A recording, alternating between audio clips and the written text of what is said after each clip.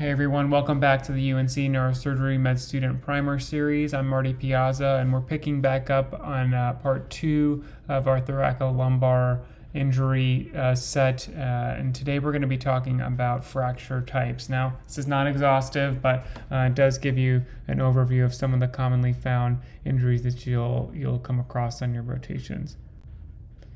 So the different forms of fracture, we'll go over each one of these here. First up is compression fractures. These are characterized by involvement of the anterior column only. The middle column is going to be intact here.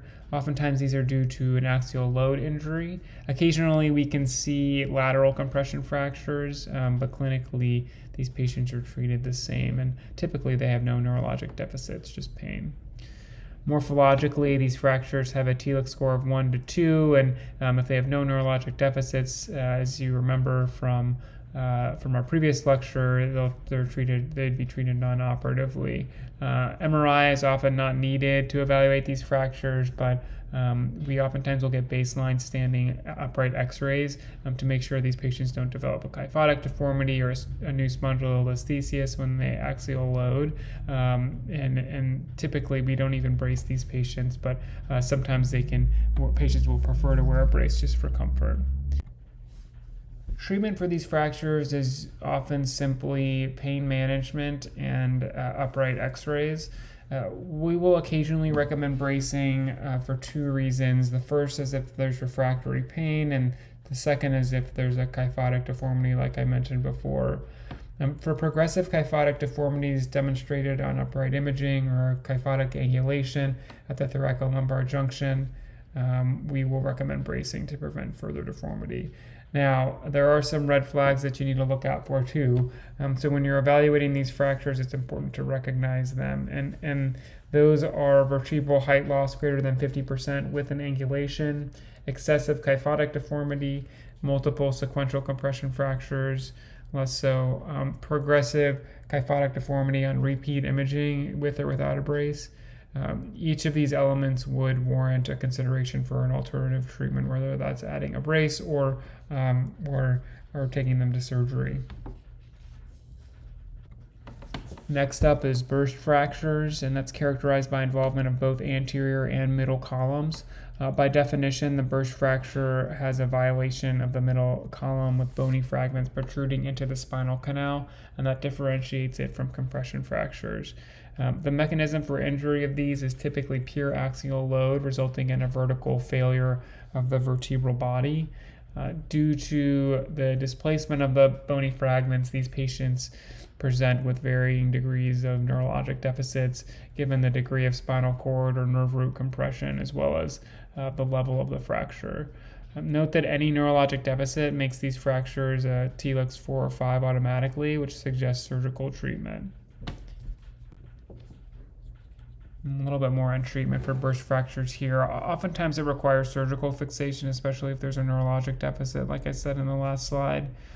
Common elements of the clinical history that favor surgical indications other than neurologic deficit are wedging of the anterior vertebral body, compression of the canal greater than 50%, a kyphotic deformity greater than 20 degrees, or a neurodeficit.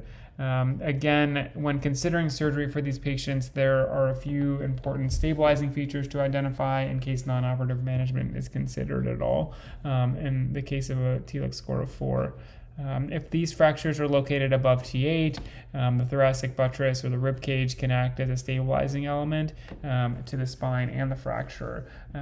If the violation of the middle column is minimal, again, non-surgical management can be considered as well. A flexion and distraction injury or a chance fracture is the result of a force across a fulcrum in front of the anterior column. Most of the time it's as a result of a seatbelt during an MVC. So these are oftentimes seen in kind of the mid-lumbar spine. This results in a violation of all 3 columns.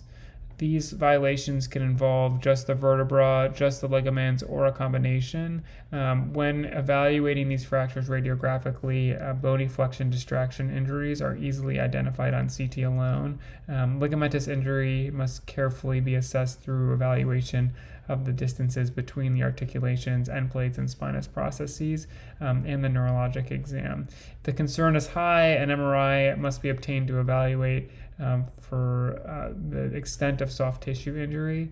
Specifically, in the absence of findings on a CT in a patient with osteoporosis, ankylosing spondylitis, it's important to consider obtaining an MRI to assess for occult fractures, ligamentous disruption of the PLC as well.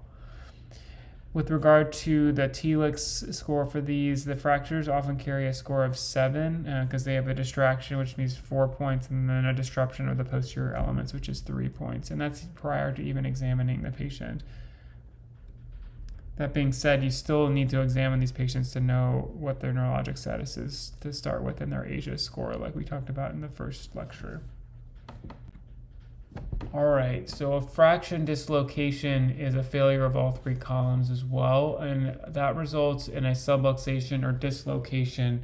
By definition, these, as well as flexion distraction injuries, are extremely unstable, and it's important to communicate with your team and other teams taking care of the patient that they need to minimize any movement of the patient to prevent further injury to the spinal cord. These fractures occur as a result of complex forces, and it can be a combination of compressive, rotational, shearing, and distraction on the spine, and that leads to the failure of all 3 columns. The complex components of the resultant fracture dislocation are important, and you need to be able to communicate them with your team. Specifically, you need to be able to tell your chief or attending the radiographic features, specifically, the degree of vertebral body or canal compression, the angulation, subluxation or spondyloptosis, if there's a kyphotic or lordotic deformity, and then obviously the neuro exam as well. Like flexion distraction injuries, the TLIX score before you even examine the patient is going to be a 7, so these patients need surgery. But again, it's important to have the neurologic exam. So both flexion distraction and fracture dislocations are unstable and require surgical intervention. At the very least, surgical stabilization. However, if there is canal compromise enough to cause a neurologic deficit or nerve impingement, you may have to do a decompression as well. The urgency of the procedure is going to be dictated by the patient's neurologic function. The ASIA scale in particular, like we talked about in the last lecture, is really important in order to communicate that timeline to your team. And in short, if the patient has an incomplete injury, meaning that they have any motor or sensory function below the level of the injury, you need to take them emergently to the operating room. If there is a complete spinal cord injury and they've lost all function below the level of the injury and there's no salvageable function, then the timing is a little bit slower, although you should still take them in an expedited fashion to the operating room for fixation so you can sit them up and help manage their respiratory status. But before you do that, they have to remain in spine precautions.